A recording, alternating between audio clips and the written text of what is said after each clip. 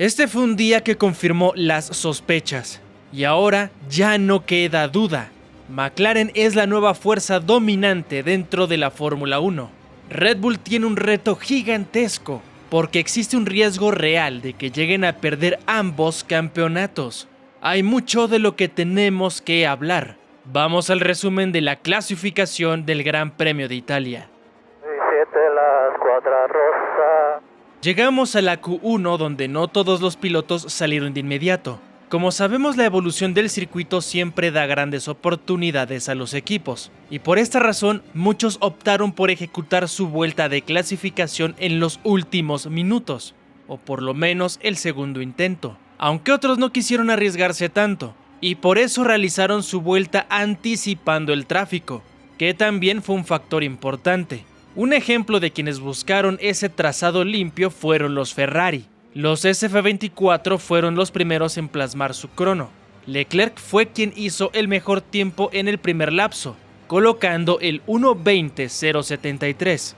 Un muy buen intento, aunque su compañero de equipo, Carlos Sainz, tuvo un momento complicado en la curva del ESMO 2, donde estuvo al borde de perder la parte trasera, aunque al final consiguió recuperarlo. La mala noticia era que debía de abortar la vuelta. Los McLaren confirmaron su potencial unos minutos después, con Norris ejecutando una vuelta que lo colocaba primero con el 1:19.911.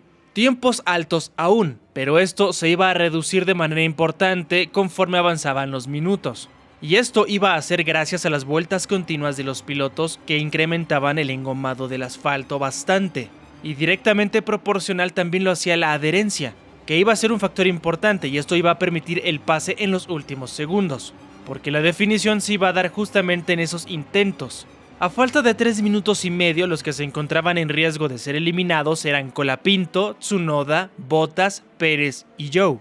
En ese último lapso, todos los pilotos salieron para tratar de aprovechar cada milésima extra que entregaban las nuevas condiciones de la pista. Y esto funcionó bastante bien, con muchos de ellos haciendo récords personales en algunos sectores. Entre ellos se encontraba Sergio Pérez, que conseguía hacer un tiempo mucho más competitivo, saliendo de la zona de eliminación. Pero quien no pudo ejecutar, desgraciadamente para él y sus fanáticos, una vuelta correcta fue Franco Colapinto, que se iba ligeramente largo en la curva Lesmo 2, y con eso no podía dar un giro limpio, aunque intentó otra vuelta continua que no fue suficiente para el argentino. Al final quedó eliminado en esa primera instancia. Otro de los corredores que no pudieron conseguir su pase fue Lance Stroll. El piloto de Aston Martin no lograba estar cómodo con su AMR24. Un fin de semana más en el que el canadiense quedaba demasiado lejos de su compañero de equipo. El panorama para los de Silverstone es complicado, con muchos menos puntos que sus rivales de delante, lo que les está condicionando absolutamente en cuanto a sus aspiraciones. Muchos pilotos estaban teniendo dificultades en la curva del ESMO y también en la parabólica. Ahí, en ese mismo trazado, la baja carga aerodinámica pasa una factura importante, porque cuesta mucho más trabajo tener el control del monoplaza en curva. Los eliminados acá fueron Tsunoda, Stroll, Colapinto, Bottas y Zhou. En cuanto se anunció la bandera verde, todos salieron para cronometrar la primera vuelta. Los Red Bull, McLaren, Mercedes y Ferrari ya iban a iniciar su incremento en cuanto a intensidad. De inmediato Verstappen dejó claro que el RB20 parecía ser competitivo. A pesar de que no era el monoplaza más potente, sí fueron más consistentes con ese giro. Se colocó líder momentáneo, aunque el MSL38 de Norris recortaba los sectores, y así se quedaba con la primera posición una vez más. La pelea estaba lejos de terminar porque Ferrari y Mercedes también se hacían presentes, especialmente el W15 de Hamilton, que le permitía hacer primer puesto gracias al 1:19.641. Estas eran grandes noticias para los de Toto Wolff. La igualdad entre los 6 candidatos por la pole era muy atractiva, porque dejaba todo con la expectación alta para saber quién iba a lograr la mejor adaptación en el segundo filtro de la clasificación. Hasta ese momento, Alonso, Magnussen, Gasly, Ocon y Ricciardo eran los pilotos en riesgo de eliminación. Cuando faltaban 2 minutos con 40 segundos para finalizar, todos salieron para el pase a la Q3. Y con esto me refiero a todos los que estaban en la zona baja,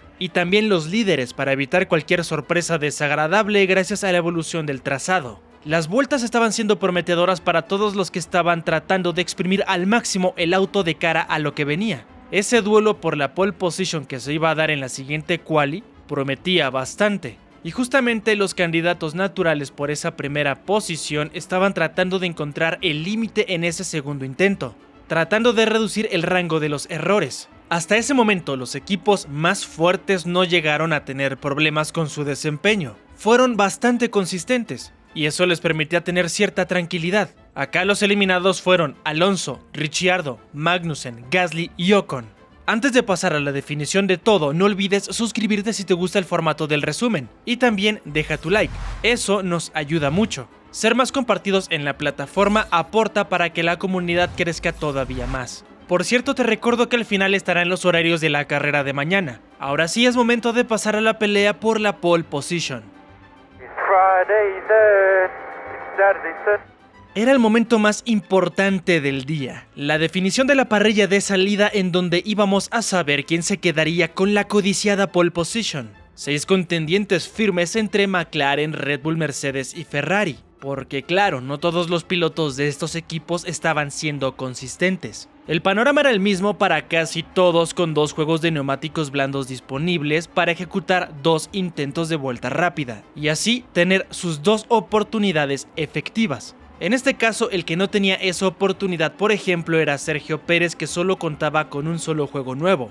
La situación era compleja para los equipos, porque no podían cometer errores, con los cercanos que estaban las organizaciones unos con otros. O por lo menos eso es lo que parecía en el inicio de la actividad de hoy, con cierta igualdad.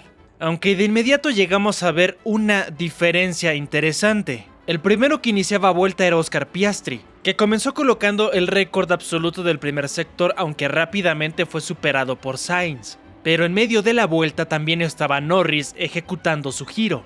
Eran los 3 pilotos en simultáneo repartiéndose los diferentes sectores. El australiano hizo una gran primera vuelta cronometrando el 1:19.436, pero fue superado rápidamente por su compañero de equipo, únicamente por 35 milésimas. 1:19.401. Esto era un rango mínimo. Max Verstappen también cerraba su intento, aunque aquí viene lo que definió todo. El RB20 simple y sencillamente no estaba siendo competitivo.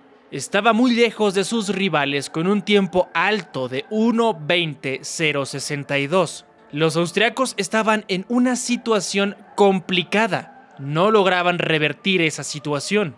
El monoplaza simplemente no le permitía a sus pilotos competir por los mejores tiempos, y la situación se estaba agravando, porque no solamente debían lidiar con el equipo papaya, ahora también con los Mercedes y Ferrari, que poco a poco los comenzaban a relegar de la cima conforme terminaban sus primeras vueltas. Sergio Pérez y su compañero de equipo eran 7º y 8º, luego del primer giro que ejecutaron todos los pilotos. Se encontraban a poco más de 6 décimas y media del líder, que en este caso era Lando. La preocupación comenzó a reinar en el pitwall de los toros, porque por primera vez en 4 años estaban lidiando con limitantes mecánicas y aerodinámicas, y esa situación simplemente no les permitía competir. Verstappen reportaba que no contaba con nada de adherencia.